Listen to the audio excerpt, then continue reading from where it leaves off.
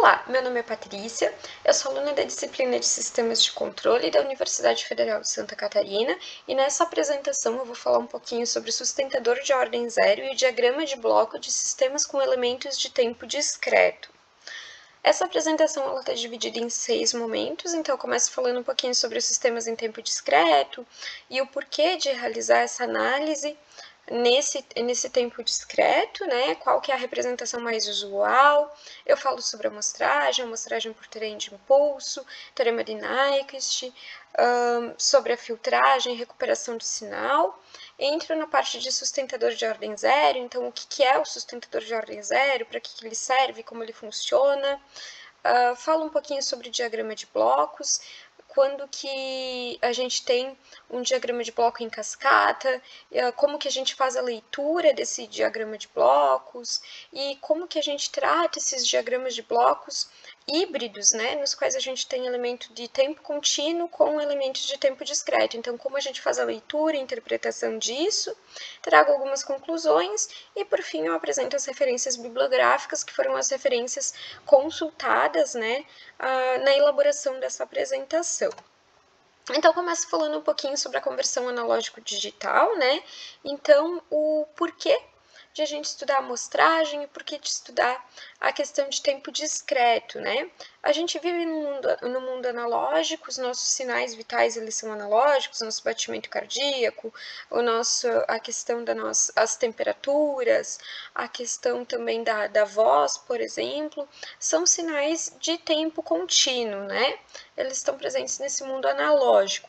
E aí, para fazer o processamento desses sinais, para retirar as informações que esses sinais eles contêm, a gente utiliza equipamentos como computadores, por exemplo, que eles trabalham no mundo digital. Então, eles entendem o formato de tempo discreto, né? Eles trabalham com um tempo discreto e no mundo digital. Então, para isso, a gente usa conversores, que são conversores analógico-digital, para ir do analógico para o digital, e conversores digital-analógico para fazer a reconstrução do sinal, passar de um sinal de tempo discreto para um sinal de tempo contínuo. E como que se daria isso, né? Então, eu tenho um sinal de tempo contínuo, um M de T, eu amostro esse sinal, ou seja, eu multiplico o sinal por um trem de impulsos, eu estou discretizando esse sinal, mas as amplitudes elas ainda estão em tempo contínuo, então eu faço um processo de quantização, que eu converto o sinal amostrado em um número binário, então agora sim o sinal está em tempo discreto, com as amplitudes em tempo discreto, e faço a codificação, que eu transformo então em bits. Por meio dessa figura, a gente consegue visualizar, né, então, a representação por diagrama de blocos de um sistema de controle digital. E o que está acontecendo ali, né? Ali a gente está tendo uma planta, que é o sistema a ser controlado, a gente tem um atuador, que é o dispositivo de potência por meio do qual o controlador atua na planta, e a gente tem a representação do sensor, que é um elemento de medição, ele está convertendo a grandeza física da saída da planta em um sinal eletrônico. E a gente tem também, além disso, o sinal proveniente da saída do sensor, ele é um sinal analógico, e ele é convertido para sinal digital por meio do conversor AD, conversor analógico digital. E da mesma forma, o sinal digital que ele é proveniente da saída do controlador, ele é convertido para um sinal analógico por meio de um conversor digital analógico. E o sincronismo de conversão desses sinais é realizado por meio desse relógio. Então, isso a gente consegue inferir por meio dessa figura. Eu também posso fazer uma representação mais simplificada dessa figura, que é o que está sendo representado nesse slide, né? Então, nessa figura, a gente tem a referência e o erro que são externos ao computador, então eles não estão mais compreendidos na região, né, do computador, eles estão externos a isso, e a gente tem esse processo, esse bloco de processo representando tanto a planta quanto o atuador quanto o sensor. Então, essa seria uma representação mais simplificada daquilo que foi mostrado anteriormente. Aí, o que seria, né, então, um sinal de tempo discreto? Como que ele é como que a gente descreve esse sinal, né? Então, o sinal de tempo discreto, ele pode ser definido pela sequência x ktζ, sendo que esse tζ é o período de amostragem.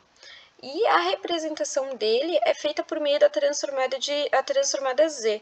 E essa transformada z, ela seria idem, né? Seria semelhante a uma transformada de Laplace, ela corresponderia a uma transformada de Laplace, só que a transformada de Laplace ela é para tempo contínuo e a transformada z ela é para tempo discreto.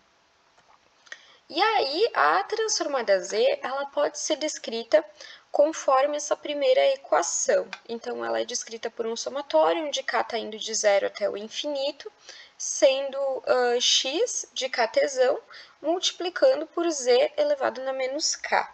Esse x de ktζ, ele representaria a amplitude do sinal no instante ktζ.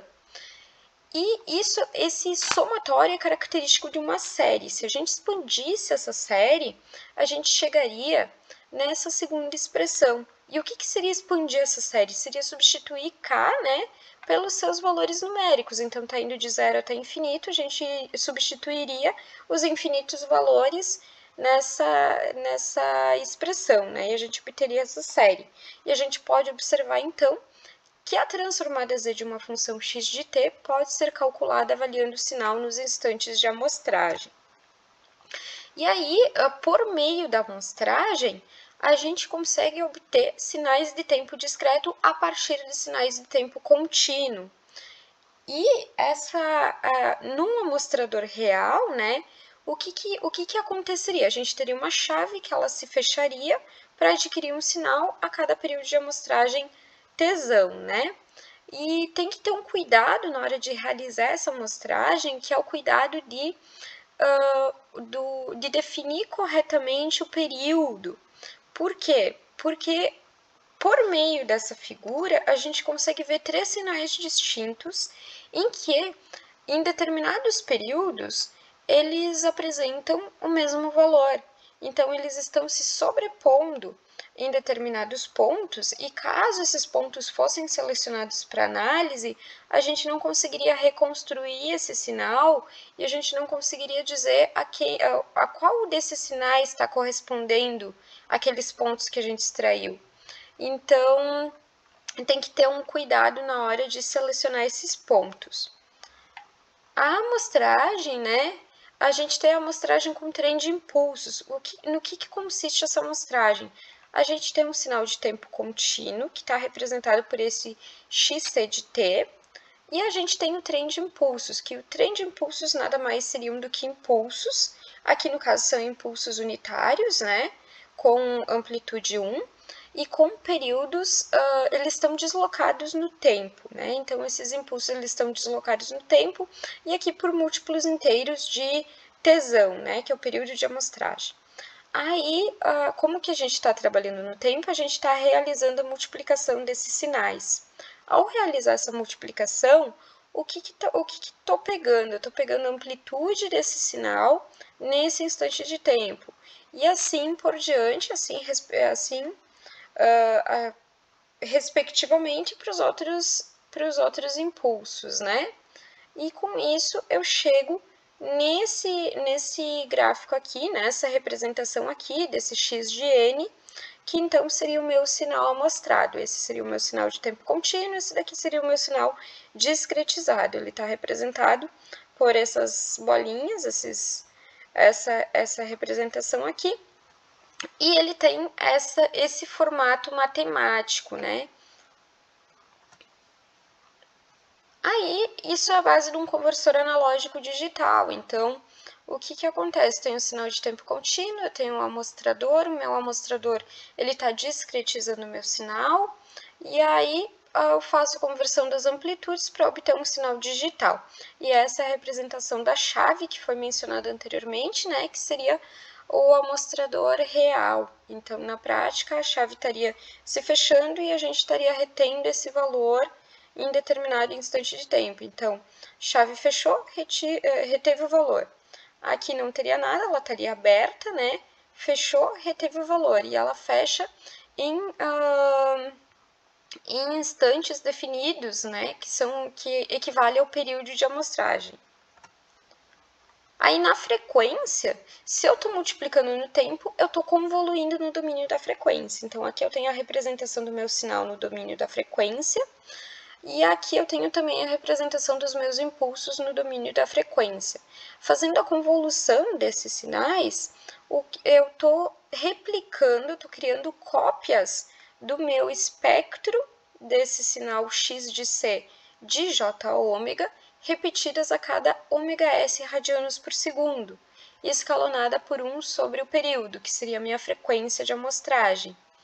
Então, eu estou criando réplicas que elas estão deslocadas, né, pelo meu período de amostragem em radianos por segundo, e ela está escalonada por essa frequência de amostragem.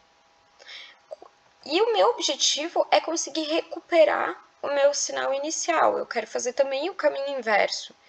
Então, para isso, eu poderia utilizar um filtro ideal, né, que nesse caso seria um passa-baixa, e aí, aplicando esse filtro no meu sinal aqui, eu removo as réplicas que foram construídas e eu consigo obter o meu sinal, né? Eu consigo obter o meu sinal original. E eu tenho que multiplicar também por um t, né? Que seria o meu período, porque aqui eu tinha 1 sobre t como sendo a minha amplitude, né? Só que para que isso seja possível, eu tenho que respeitar um teorema de Nyquist. O que diz esse teorema de Nyquist?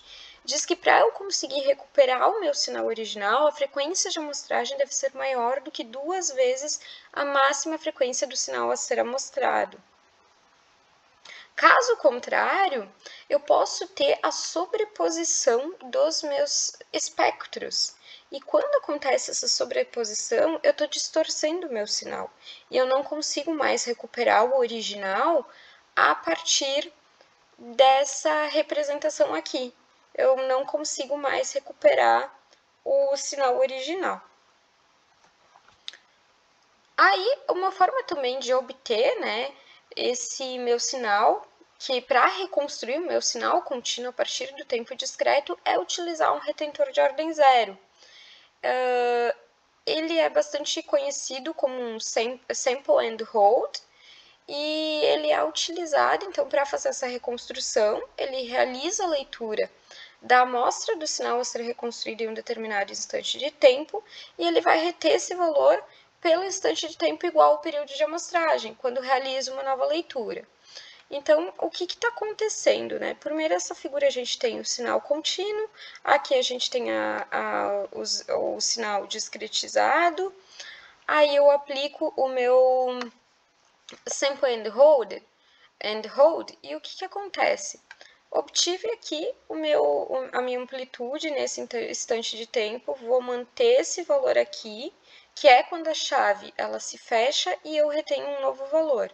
Então, aqui, nesse instante aqui, passo, mantenho esse valor, pego, aqui eu estou fazendo uma nova retenção de valor.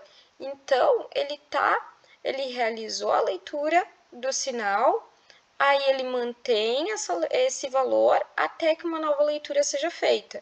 Mantém até ser feita a nova leitura. Mantém, nova leitura.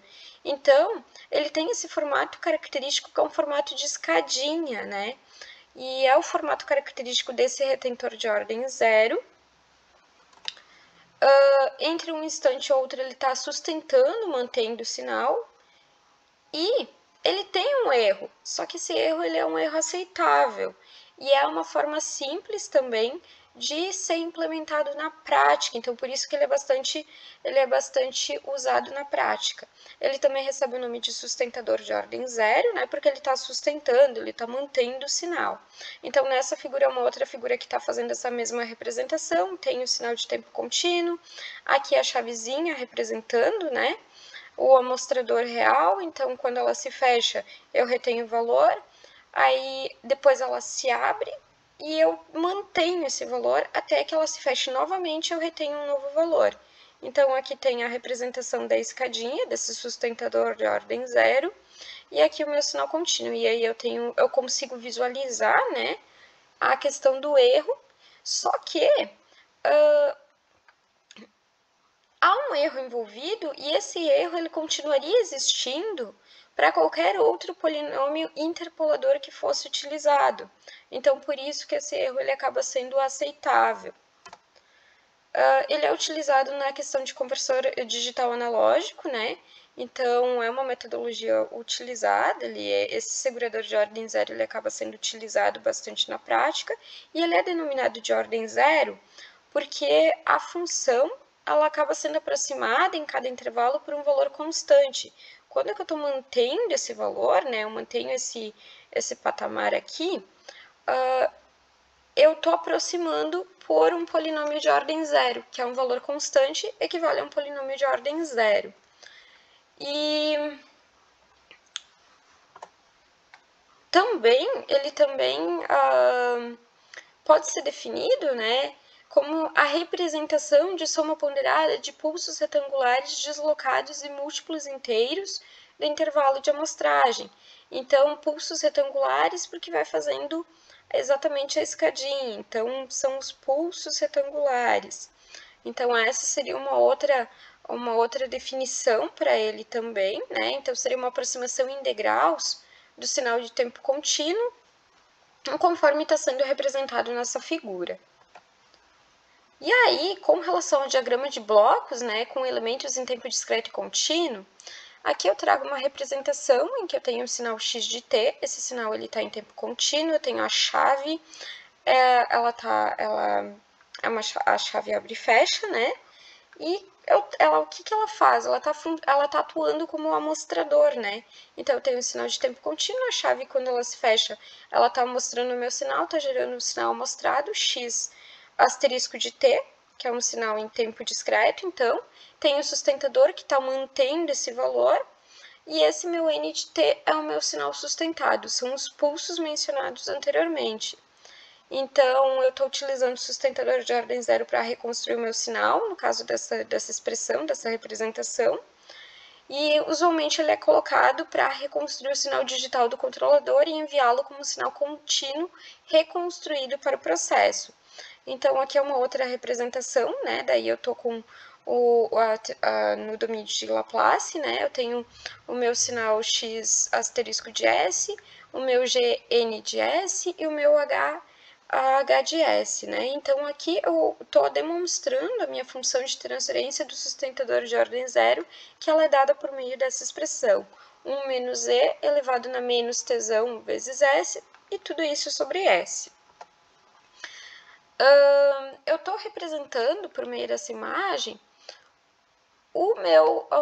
estou fazendo uma representação agora, né, por meio de diagrama de blocos, em que eu tenho um sinal de entrada de tempo contínuo, um f de t, eu tenho um conversor analógico digital que ele está atuando como um amostrador, eu estou obtendo o meu sinal em tempo discreto, f de k tesão, eu tenho o controlador, o sinal de controle discretizado, o de k tesão, e eu tenho um conversor digital analógico que ele está atuando como um sustentador de ordem zero.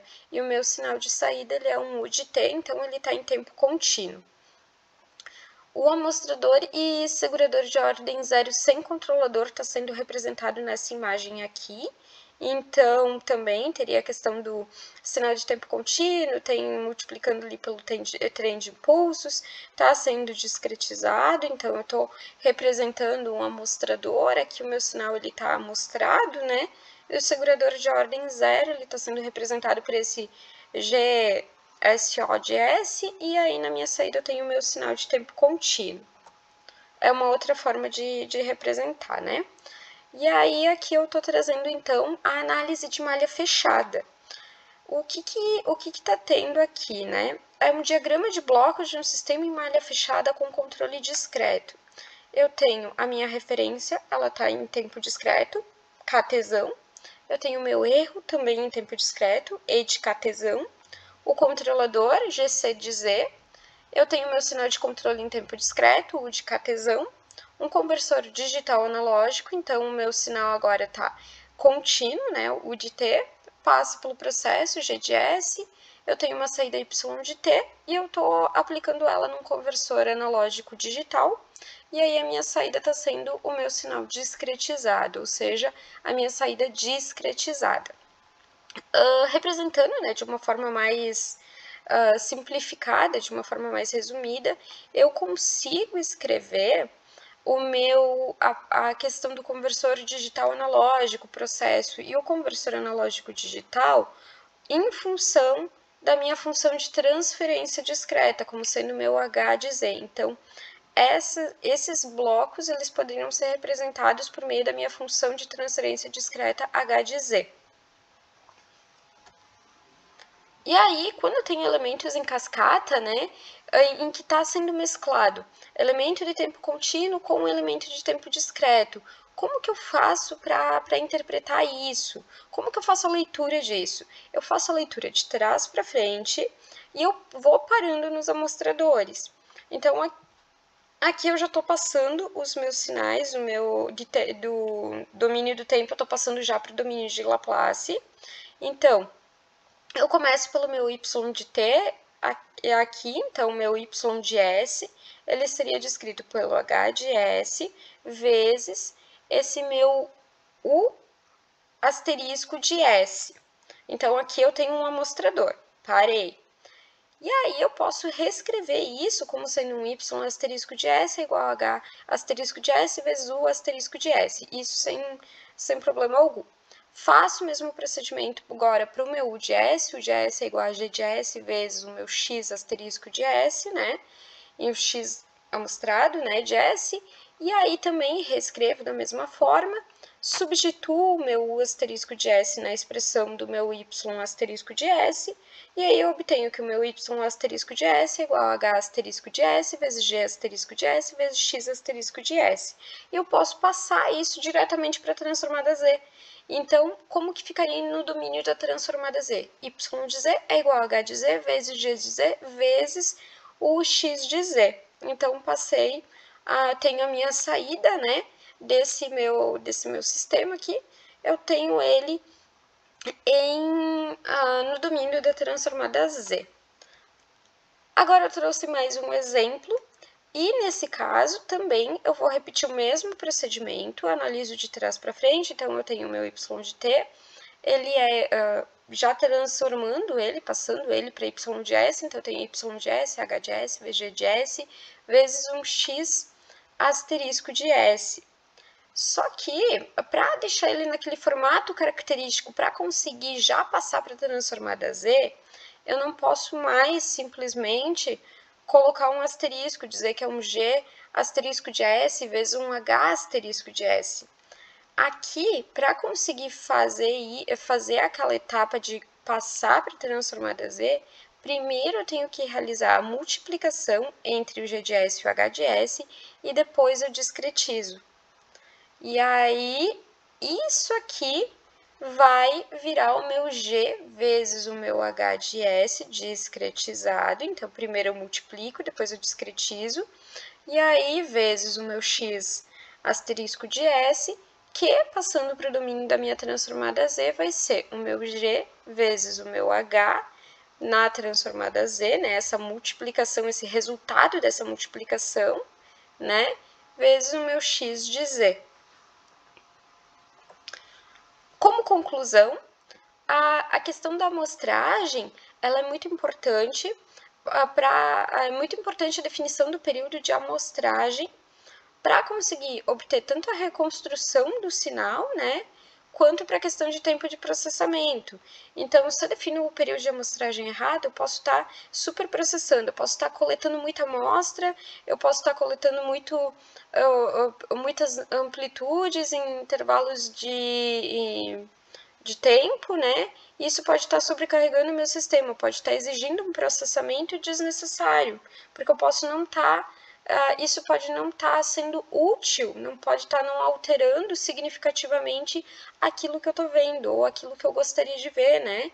Então, é muito importante definir corretamente o período de amostragem para permitir a reconstrução do sinal e evitar aquele problema do aliasing, por exemplo. E a questão do sustentador de ordem zero, então, ele permite que se reconstrua, né, que se obtenha um sinal contínuo a partir de um sinal de tempo discreto. A amostragem me permite obter um sinal de tempo discreto a partir de um sinal de tempo contínuo e o sustentador de ordem zero permite obter um sinal de tempo contínuo a partir de um sinal de tempo discreto. Então, ele vai mantendo o sinal entre um instante e outro. Ele tem um erro, sim, mas é um erro aceitável, que se fosse utilizar qualquer polinômio de outra ordem também haveria um erro embutido, né? E ele é uma forma simples e fácil de ser implementada. Então, se busca sempre isso, né? Uma forma mais simples, uma forma mais fácil de ser implementada, para que isso gere uma otimização do meu sistema. Então, por isso que ele é bastante utilizado na prática. E a questão do diagrama de blocos, então, eu sempre vou lendo ele de trás para frente, e eu tenho que tomar cuidado quando que eu tenho blocos em cascata e em que eu tenho dois blocos em cascata, por exemplo, no caso anterior, em que eu tinha o G de S com o H de S. Para conseguir fazer, para passar para a transformada Z, eu tenho que primeiro realizar a multiplicação, né? E depois eu discretizo. Então, esse é um dos cuidados que eu preciso ter quando eu estiver trabalhando com elementos em cascata que contenham tempo contínuo e tempo discreto, elementos, né, que estejam em tempo contínuo e em tempo discreto. Aí, por fim, eu trago algumas referências bibliográficas que foram consultadas para a elaboração dessa apresentação e eu agradeço desde já pela atenção.